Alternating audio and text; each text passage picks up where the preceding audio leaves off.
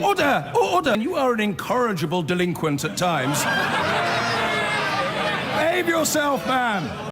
Now, as if you didn't know, there's just a month to go before the UK is due to leave the European Union, and there are still plenty of unanswered questions. So today, we've been finding out what you want to know about Brexit and trying to analyse how all our lives might change after March the 29th, whether or not there's a withdrawal deal. Today, all across BBC News, we've been giving viewers the opportunity to contribute to our coverage in a Brexit takeover. Our business correspondent Emma Simpson has been looking at some of your questions and concerns. Meet Molly, Sheldon and Simone, our audience with some questions on Brexit. How could Brexit affect the food I buy? OK, I think a lot of people want to know about this. Here's the thing, a third of our food imports come from the EU. If there's no deal, it's possible we may see delays at the ports, which could cause disruption for lorries delivering food. Right now, our food supply chain is really efficient. Any added friction, like doing customs checks and paperwork, will mean extra costs.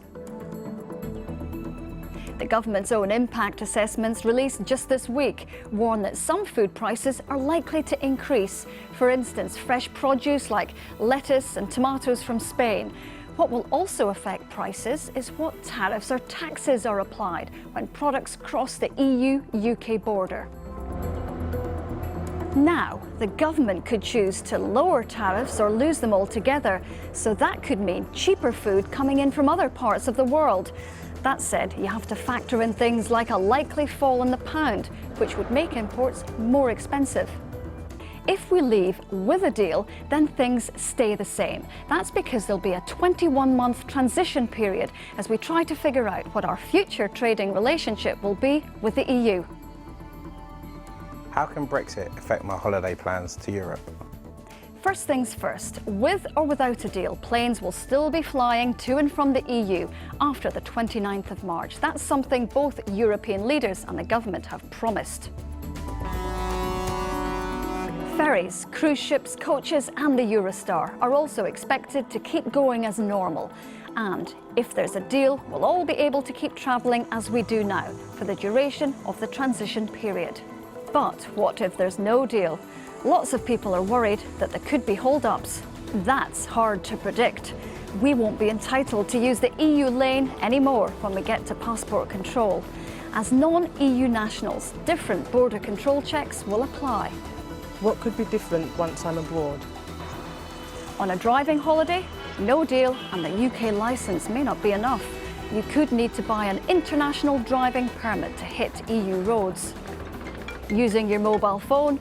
Now, British travellers won't automatically avoid roaming charges if there's no deal, although some networks have already said they're not planning to bring the fees back in.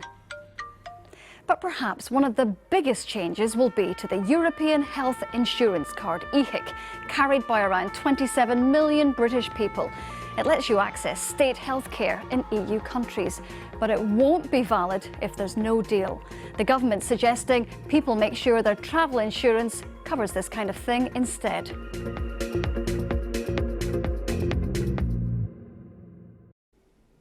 Emma Simpson reporting there, and you can find more information about today's events at the BBC and on Brexit in general at bbc.co.uk/Brexit. Now, there's growing alarm across British industry about a possible dramatic change in the tariffs the UK levies on imports. At the moment, tariffs are set by the European Union. The International Trade Secretary, Liam Fox, has floated the idea that when we leave, the vast majority of tariffs could simply be cut to zero. But a raft of industries say they could be hit hard by a flood of cheap imports, and they're determined to force the government to rule out the idea.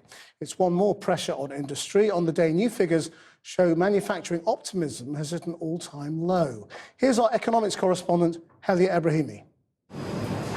The heartland of British manufacturing has become a battleground between industry and the government over the future of trade. Sectors like ceramics claim plans to reduce up to 15,000 import tariffs to almost zero would destroy jobs and devastate the landscape of British manufacturing. Government is selling manufacturing down the river. I don't think politicians have been looking carefully enough outside the Westminster bubble on the real effect their momentous decisions are making to the jobs, the businesses, the communities. We don't think government listens or understands. They've certainly not consulted. The Trade Secretary has been touring the world, selling his vision of Britain's new trade prowess. But at home, his ideas about cutting all import tariffs to zero or almost zero has sown disquiet with the rest of the cabinet. And now a major tariff announcement that was expected 7 days ago has failed to materialise. At Dunoon in Staffordshire, deep in Brexit country, they're worried about what this will do to them.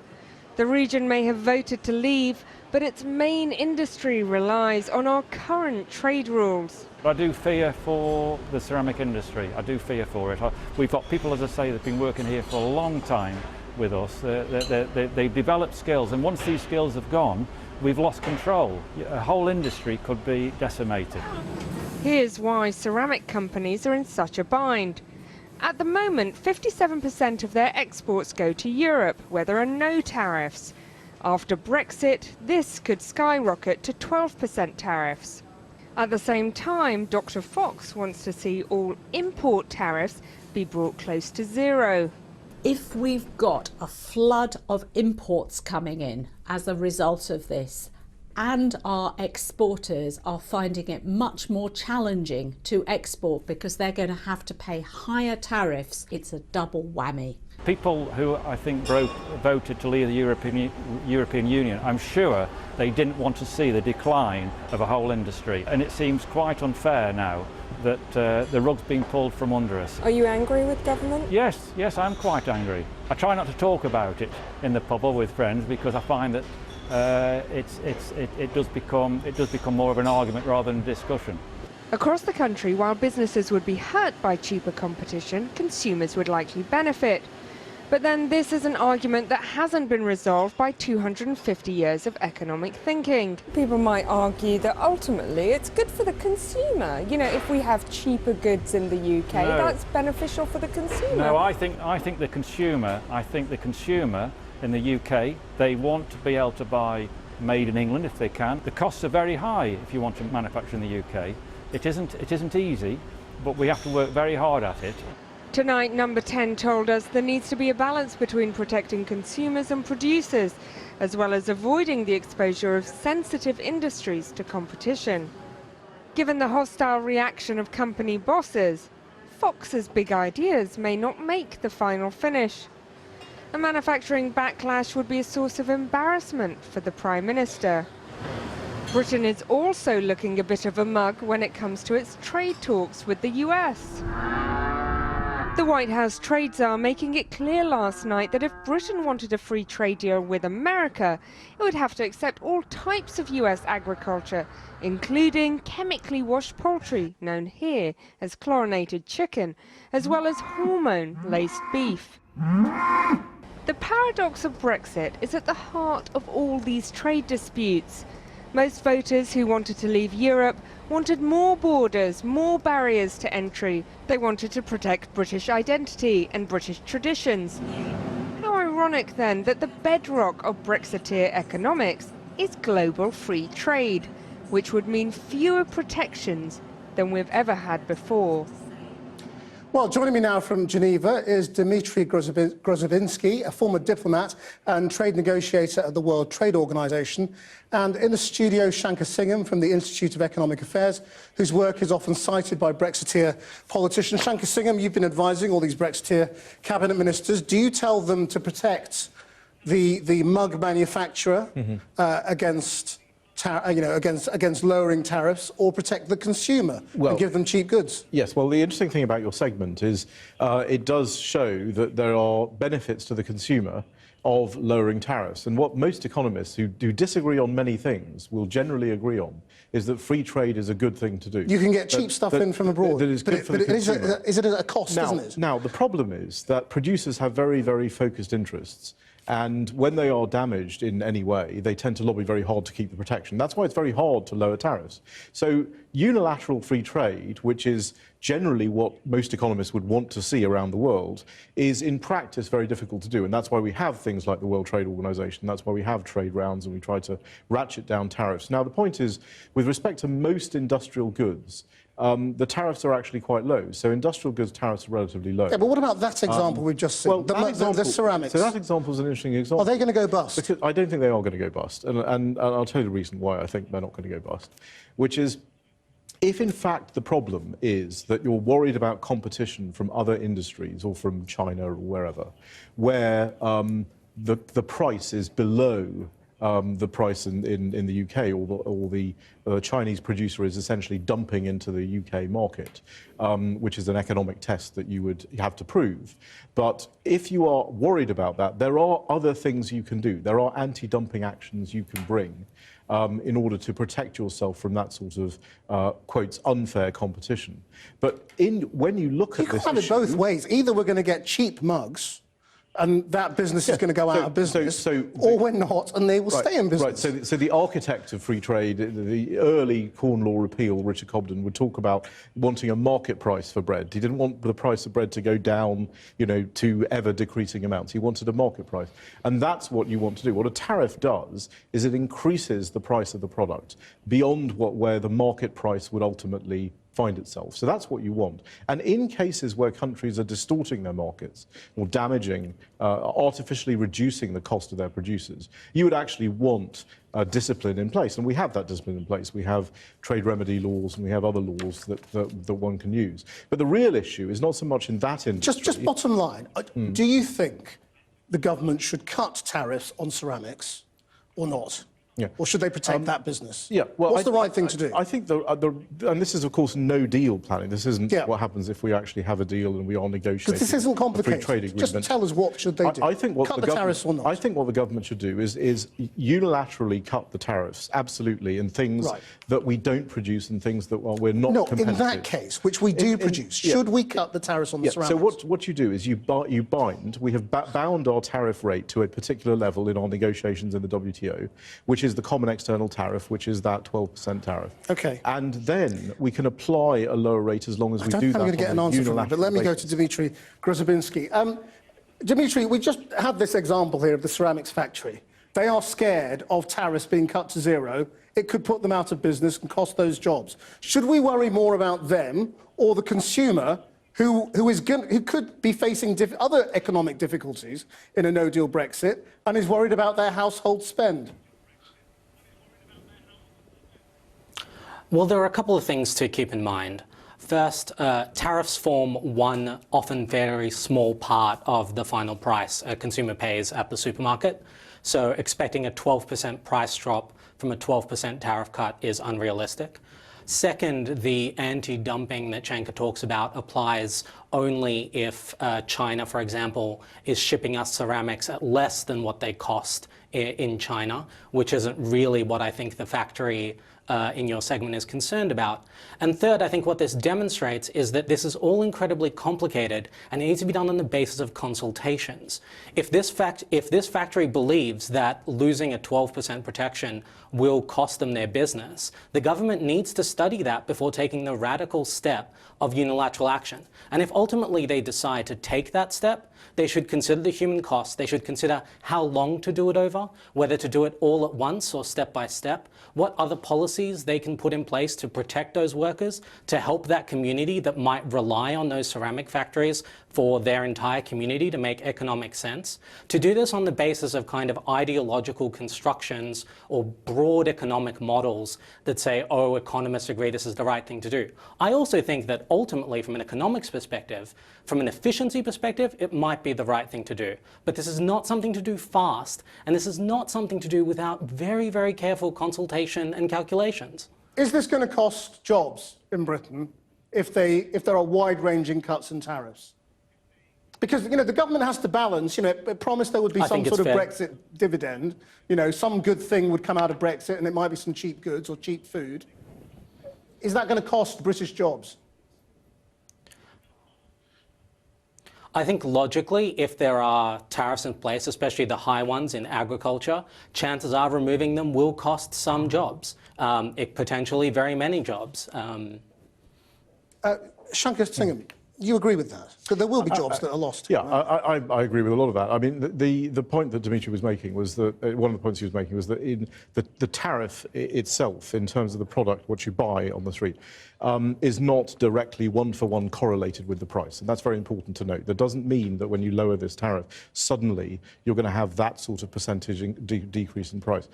For industrial goods and for these sorts of products, I don't think that a reduction of this tariff... Now, we all want to do it in a trade agreement context. We all want to gradually reduce these tariffs. We don't want to be in a no-deal situation where we're forced to do things to keep prices down for consumers. But the major issue is not in this industry. The major issue is in agriculture, where the tariffs are very high.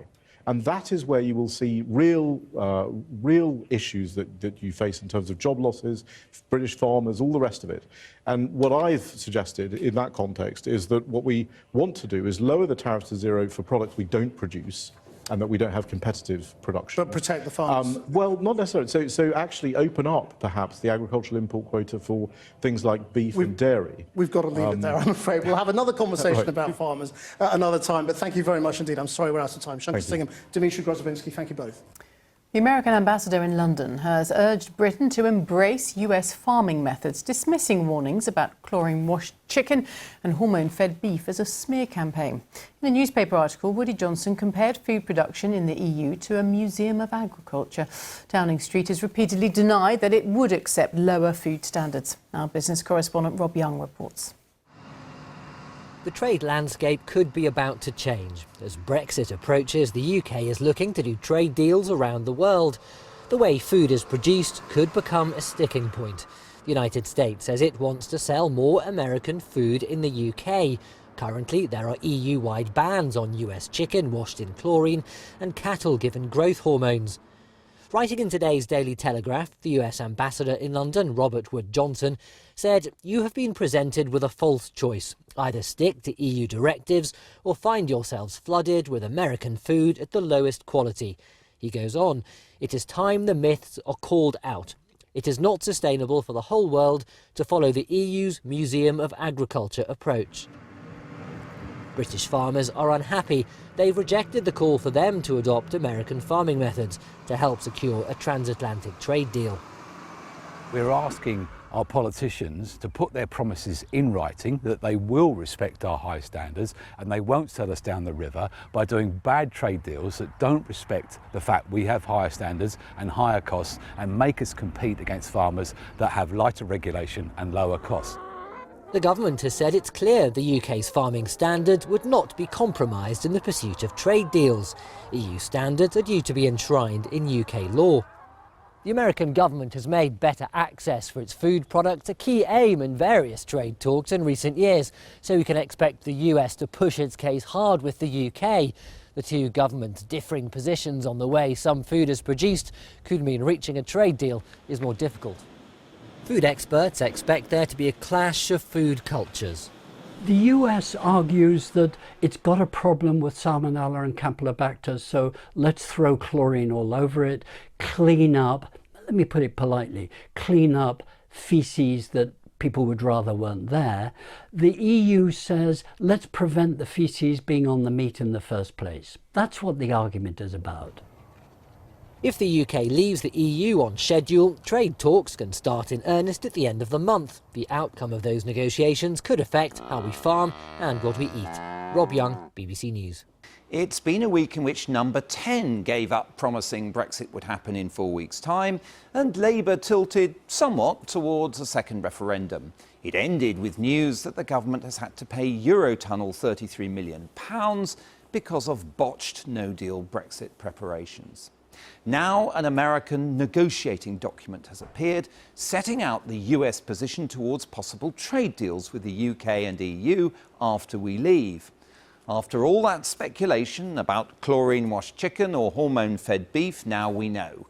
The American paper calls for the removal of unwarranted barriers to agricultural products, suggests tariffs might be adjusted due to exchange rate fluctuations, and could self-destruct if the UK and China did a trade deal that wasn't to Washington's liking. Here's our economics editor, Ben Chu. A major new free trade deal with the US.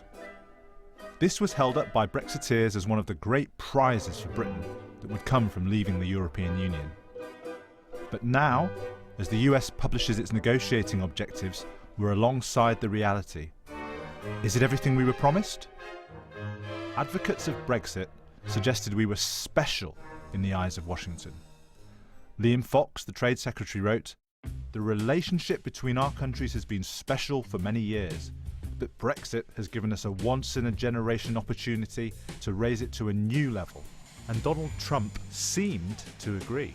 So with the UK, we're continuing our trade, and we are going to actually be increasing it very substantially as time goes. We expect that the UK will be very, very substantially increased. Many Britons love a bit of Americana, and that shared history is certainly important. But how special is this document? Well, it's essentially the same framework that Washington recently presented to both the EU and Japan. Nothing special there. What's more, this is unabashedly America first.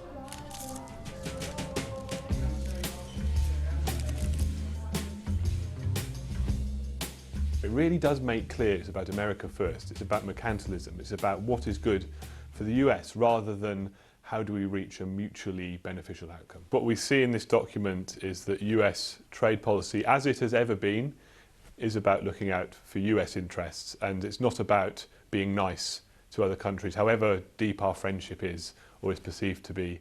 Of course, the document demands full UK access for American farmers. But there's raw protectionism too. It says any deal should incentivise production within the US. On services, it wants UK firms to open up, but to retain flexibility for American companies, not exactly the liberal free marketeer's dream. The Institute of Economic Affairs, along with a host of other transatlantic free market think tanks, last year created their own draft for a US-UK trade deal. It's safe to say that this document is some distance away from that vision. One of the more disappointing lines in there is that they will be preserving domestic protection programs like America First, which was one of the key things that we had looked in our paper that said that should be addressed. And let's not forget, opening up our market and eliminating tariffs and non-tariff barriers is also a good thing for British people and British consumers. Of course, the tenor of the document is not terribly surprising given President Trump is an avowed protectionist, convinced the rest of the world is continually ripping America off.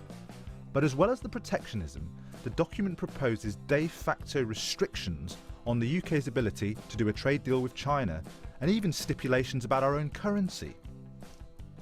Debates about a UK-US trade deal tend to focus on food imports and standards, the chlorinated chicken question. But there's much, much more at stake too. This is about the freedom of manoeuvre of Brexit Britain, our autonomy. This is only the opening position from the US. Brexiteers insist it's a good start. But how much movement can we expect? The US economy is 7 times as large as the UK's.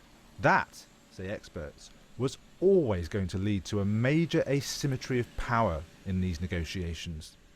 When it comes to compromise and you look at who has to make the most, it is the smaller partner. And I think the UK will find in these discussions with the US, as it does with the EU, that the final agreement, if it were to come to fruition, would look more like the US's vision of it than the UK's. So maybe for some people who see it now and really did have these dreams or vision that actually the US would just be nice to us and we'd get something over the line because we're mates, maybe it is a bit of a wake-up call. America is famous for its comfort food, but a US-UK free trade deal, right now, is looking hard to swallow. Ben Chu there. We did ask to speak to someone from the Department for International Trade, but no one was available this evening. But with us now are Shankar Singham, a Brexiteer trade advisor who works at the free market think tank, the IEA, and Sir Martin Donnelly, who was Permanent Secretary at the Department for International Trade until 2017. Welcome to both of you. Let's try and unpick this a little. Do you think that this will give the UK a sort of choice, because in particular of these agricultural regulations, of either going EU or US in orientation? Well, it's the starting gun to what I think will be a tough and pretty long negotiation. But you're right that agriculture is going to be at the heart of it. Not so much because tariffs, although European tariffs are a lot higher than US tariffs, but because of all the other environmental issues. The fact that you can use 80 pesticides in the US you can't use in Europe, that you don't have any labels for GM food, that you can add growth hormones to feed. So all those environmental and health issues immediately come to the fore. And the American side have been very clear that agricultural access, comprehensive agricultural access, is a key priority. So if we can't solve that one, then we're not going to get very far. Shankar Singham, is this reconcilable, or might we have to say with the US that no deal is better than a bad deal? Well, I think to your point about the agricultural regulatory system and the protections for human, animal and plant health, which are these phytosanitary measures, what the US negotiating mandate says, it doesn't say we have to adopt their system. What it says is that we should not impose unwarranted, as you said, barriers, and it says we must comply with the rules of the WTO in the SPS area. So Europe is currently in violation of those rules in two particular areas, GMO and beef hormones. And what the Americans want to see, and it's not surprising, I think nothing in this negotiating mandate is particularly surprising. It's what we expected them, and it reflects their own trade policy objectives with many countries around the world, not just the UK. But what they want is they want a system where we are compliant with the WTO SPS rules, that we have regulations in agriculture that are based on sound science, and that aren't disguised methods of protection. So the famous or infamous chlorinated chickens come in? Do you think under this scheme of... Can I just explode this mythology for one moment? America doesn't actually chlorinate chicken. It's a very, very small amount of chlorinated washes. What they actually use is peracetic acid for the most part, which has been approved by the European Food Safety Agency 5 years ago. So leaving that aside, we can always choose what we want to do. This is the opening bid of the US, and as an opening bid, it is not particularly different from the opening bid they would have with the EU, with Japan, with any other agreement. Well, and we have to make, as Martin said, we are going to have to make choices, but I don't think those are choices between the US system and the European system. It's a choice between identical regulation with the EU or a system of mutual recognition and equivalence with the rest of the world. Do you buy that, and do you think this is an added layer of difficulty with regard to Northern Ireland in terms of Irish Republic fears about this type of beef, or keeping a separate regime effectively in Northern Ireland? First, because it does go beyond the strictly agricultural into, for example, do consumers have the right to have labels that tell them about sugar and fat and so on, which happens in Europe but doesn't happen, certainly not in the same way, in the US. And so there are a lot of very fundamental issues that are important to people. The Ireland thing, I think you're right, is going to be critical because it's such an agricultural, agri-food border at the moment, and it just is not plausible to see how you could run two different agricultural systems and still keep that open border we're committed to. And currently run as a single space, phytosanitary. Well, not exactly. So in Ireland, it's... Does it not just exacerbate the issue over separate regulations in Ireland? Right, so actually in Ireland what you have is a common bioveterinary area, so you don't actually have a common SPS area right now on the island of Ireland. You might need something like that. That's certainly something that people would be talking about, and absolutely right, it would make life a lot easier. But I suspect that the Americans and the other big trading partners if the island of Ireland had a Okay. common area, would not be a problem to the trade negotiations. Let's move on from Ireland. We've made quite clear, and as you have, that this is their opening pitch. Yeah. In terms of the UK's opening pitch, what would be at the top of your respective lists, if I can ask? But what does the UK most want out of a trade deal with the US? Well, I think our offensive interests are the US still, contrary to what many in the US will say, does protect its financial services industry quite considerably. There are a lot of barriers in financial services. We have a very big financial services industry. We'd like to see things like an overseas persons exemption, which we have. We'd like to see them do things like this. And it's going to be hard to get that. It's going to be hard to get that. US Treasury typically has resisted these sorts of calls. So we will have to be flexible in order to get those kinds of offensive interests. I also think in terms of defence, being able to really exploit a common defence approach and get a better set of regulations for the UK. And top of your list? Well, two things. One would be government procurement. A lot of that is at state and local level and is currently pretty much closed to British companies, whereas the US will expect access to our market. But I'd also say we have to remember we still export 2.5 times as much to the European Union as to the US. So we have to manage this negotiation in a way that benefits our overall trade and competitiveness. I'm afraid there we'll have to leave it, but a fascinating negotiation that is clearly just starting there. Now,